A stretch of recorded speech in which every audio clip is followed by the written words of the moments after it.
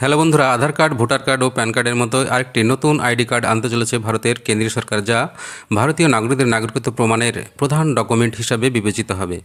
আধার card ও voter card গুরুত্বপূর্ণ হলেও ভারতীয় নাগরিকদের পূর্ণাঙ্গ নাগরিকত্বের প্রমাণ হিসাবে বিবেচিত করা হয় না। তাই ভারতের মোদী সরকার ভারতীয় নাগরিকদের নাগরিকত্ব প্রমাণের একটি পৃথক কার্ড আনতে চলেছে, যা সিটিজেন আইডি কার্ড নামে পরিচিত। আধার কার্ডের মতোই ইউনিক নাম্বারযুক্ত এই সিটিজেন কার্ড পরিচয়পত্র ও নাগরিকত্ব উভয়ের প্রমাণ হিসাবে কাজ করবে এবং এর গুরুত্ব অনেক বেশি হবে এবং এই কার্ড সকল ভারতীয়কে করতে হবে। তো কিভাবে এই কার্ড করবেন, কবে চালু হবে এবং কারা কারা এই কার্ড করতে পারবেন, তার সমস্ত তথ্য এই ভিডিওর মাধ্যমে দেখানো হয়েছে। তো ভিডিওটি স্কিপ না করে সম্পূর্ণ ভিডিওটি দেখবেন, তাহলে সমস্ত কিছু বুঝতে পারবেন। তো চলুন ভিডিওটি শুরু করা যাক। ভারতে আসছে ইউনিক সিটিজেন কার্ড। মোদী সরকার চালু করেছে আরেকটি গুরুত্বপূর্ণ ডকুমেন্ট। নতুন বছরের বাজেট পর্ব শেষ হতে না হতে শুরু হতে চলেছে ভারতের পরবর্তী জনগণনার কাজ, আর এরই মধ্যে নাগরিকত্ব ইস্যুতে আরেকটি নতুন উদ্যোগ গ্রহণ করা হচ্ছে মোদী সরকারের তরফ থেকে। সিটিজেন কার্ড নামের এই নতুন উদ্যোগ নিয়ে এখন চর্চা তুঙ্গে। জানা গিয়েছে 2025 সালের মার্চ এপ্রিল মাসে পরবর্তী সেন্সাস বা জনগণনার কাজ শুরু হওয়ার কথা রয়েছে। তবে সেন্সাসের পাশাপাশি জাতীয় জনসংখ্যা পঞ্জি NPR আপডেটের কাজ হবে। নিয়ম অনুযায়ী প্রতি 10 বছর অন্তর সেন্সাসের পাশাপাশি NPR এর কাজ করা হয়, কিন্তু করোনা পরিস্থিতিতে এই প্রক্রিয়া থমকে যায়, তা পুনরায় 2025 সালে করা হবে।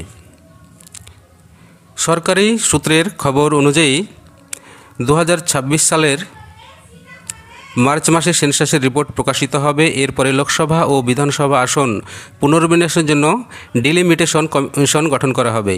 এই প্রক্রিয়ার মাধ্যমে নাগরিকত্ব প্রমাণের জন্য একটি নতুন সিটিজেন কার্ড ইস্যু করার পদক্ষেপ গ্রহণ করছে মোদী সরকার। এই সিটিজেন কার্ড বৈধ ভারতীয় নাগরিকদের জন্য একটি বিশেষ পরিচিতি কার্ড হিসাবে কাজ করবে। এতে থাকবে একটি ইউনিক সিটিজেন নাম্বার, যা ভবিষ্যতে নাগরিকত্বের প্রমাণের প্রধান হিসাবে নির্বাচিত হবে।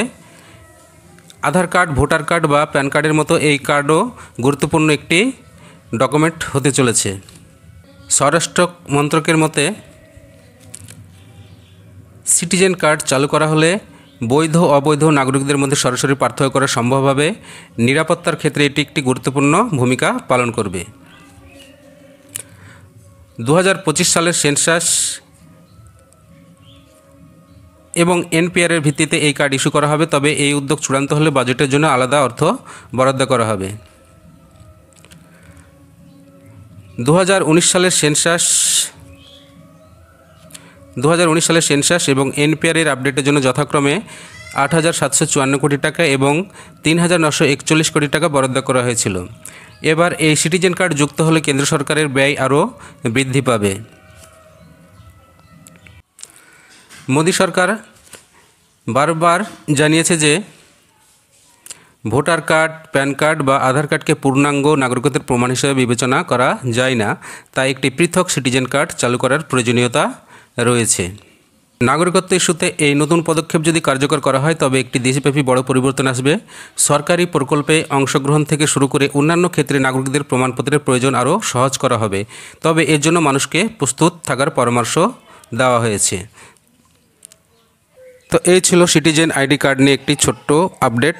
প্রধানত এই নাগরিকত্ব প্রমাণের প্রধান ডকুমেন্ট হিসাবে এই সিটিজেন আইডি কার্ড কাজ করবে এবং এর পাশাপাশি ভারতের যে বৈধ অবৈধ নাগরিক রয়েছে তাদের বিবেচনা করতে সক্ষম হবে। তো ভিডিওটি ভালো লাগলে চ্যানেলটিকে সাবস্ক্রাইব করে বেল নোটিফিকেশনটি অন করে রাখবেন। ধন্যবাদ সকলকে।